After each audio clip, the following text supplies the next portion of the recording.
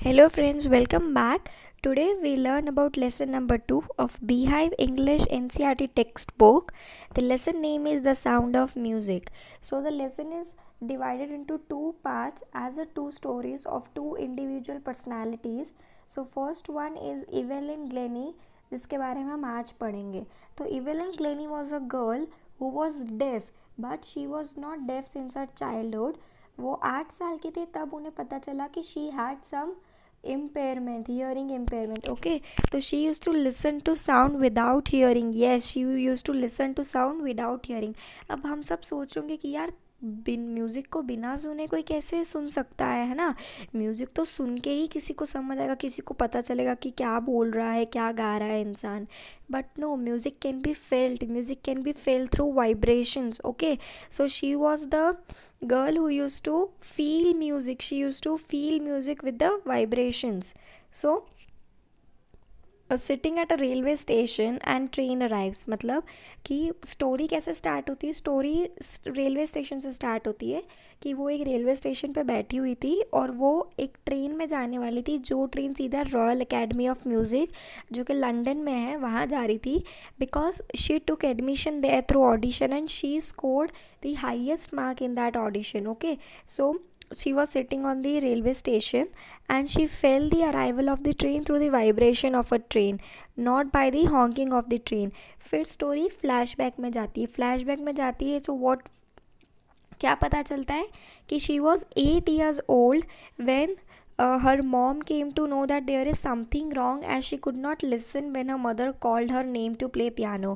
अब वो बचपन से ही उसको म्यूज़िकल इंस्ट्रूमेंट से बहुत प्यार था, तो वो बचपन में पियानो बजाया करती थी. तो उसका पियानो का कुछ कॉन्सर्ट था या वो पियानो की कोई परफॉर्मेंस देने वाली थी, तो उसकी मम्मा ने उसका नाम अनाउंस किया बट उसने कुछ रिएक्शन नहीं दिया. तो 2-3 बार नाम अनाउंस किया, कुछ भी रिएक्शन नहीं आया. तो उसकी मम्मा को लगा कि कुछ गड़बड़ है, कि क्यों नहीं रही है. ओके, तो फिर भी उनकी मम्मा ने उस पर इतना कुछ ध्यान नहीं दिया कि होगा. Okay fine. देन जब वो 11 साल की हुई, तब तक 3 साल हो चुके थे, 8 से 11 साल में. बट उसने और उसकी फैमिली ने अपने दोस्तों से, अपने रिलेटिव से ये चीज़ें छुपाई हुई थी कि उसको कुछ ना कुछ ईयरिंग से दिक्कत है. बट जब वो 11 साल की हुई तब उसके धीरे धीरे मार्क्स कम होने लगा है. ठीक है, क्योंकि अल्टीमेटली जब आपकी ईयर की कोई नर्व डैमेज होती है तो वो कहीं ना कहीं जाके आपके ब्रेन पे इफ़ेक्ट करती है. तो उसके मार्क्स कम आने लग गए, उसका रिज़ल्ट डिक्रीज़ होता गया.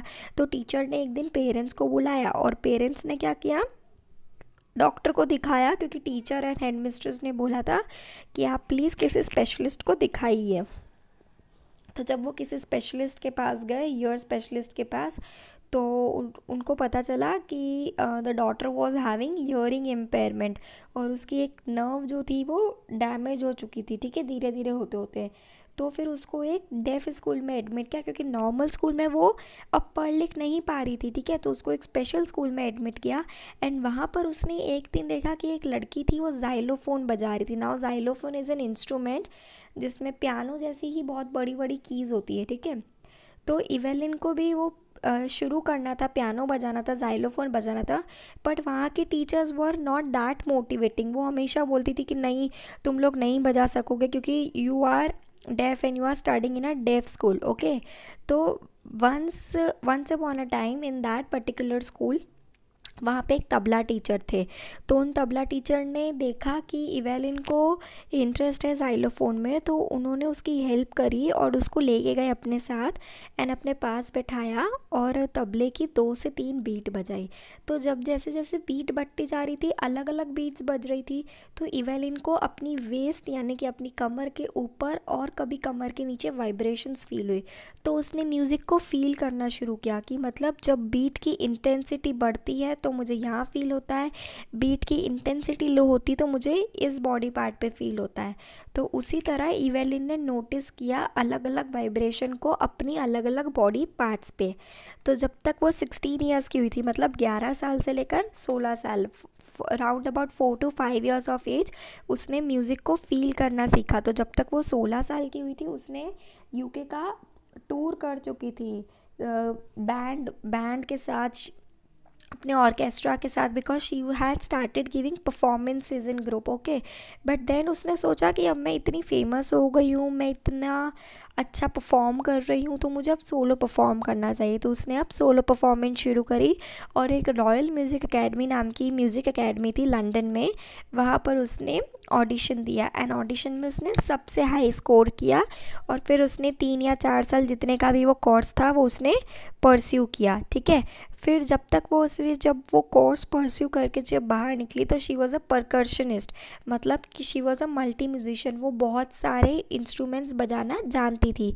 अब वो कैसे बजाती थी, फॉर एग्ज़ाम्पल कि अगर उसको कुछ बैंड वालों के साथ, ऑर्केस्ट्रा के साथ अगर वो परफॉर्म कर रही है, शी इज़ सिंगिंग, तो वो अपने पैरों को नंगे पैर रख के वुडन पे आवाज़ करती थी, ठीक है।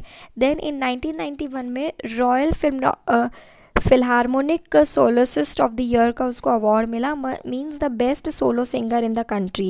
एंड शी वाज वर्कोहलिक मतलब उसको बहुत अच्छा लगता था कॉन्सर्ट करना, गाना बजाना, एक्सेट्रा एक्सेट्रा। एंड उसने बहुत सारे फ्री कॉन्सर्ट्स भी किए इन द प्रिजन, और फॉर द चैरिटी पर्पस, और for the hospitals etcetera. And ultimately उसने बहुत सारे लोगों को इंस्पायर किया। So this was the story of Evelyn, who was a deaf person but who was very interested in music। And उसने ये साबित किया कि अगर हमें गॉड कोई एक चीज़ से हटा रहा है, मतलब हमसे कोई एक चीज़ छीन रहा है, तो हमें वो बहुत सारी अच्छी चीज़ें भी देता है। So this is a kind of moral of this story which can be asked into the questions, है ना। So if you have any doubt please comment below, and we'll see you soon with the next part of the chapter. Thank you.